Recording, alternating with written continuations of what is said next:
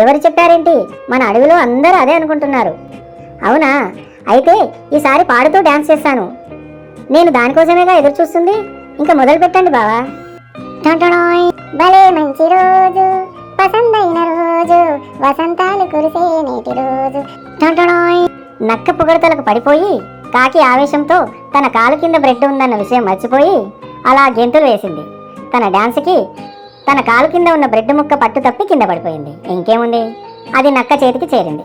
కాకి బావా, నీ పాటకు నీ డాన్సుకు ధన్యవాదాలు. మరి నేను వెళ్ళిరానా? ఒరేయ్, నా బ్రెడ్ ముక్కరా. నేను వచ్చిందే ఆ బ్రెడ్ ముక్క కోసం. బావా, ఇంకా నీకు పనేముంది? ఆ పాటలు పాడుకుంటూ ఆ డాన్సులు చేసుకుంటూ కూర్చో. మరి నేను వెళ్ళి వస్తాను. వీడు వచ్చినప్పుడే గ్రహించాల్సింది. వీడు ఇంత పని చేస్తాడని నాకు ముందే తెలుసు. కానీ ఏం చేయను, నేను పొగడ్తలకు పడిపోయి చివరికి చేతికి అందింది నోటికి అందుకోకుండా చేసుకున్నాను.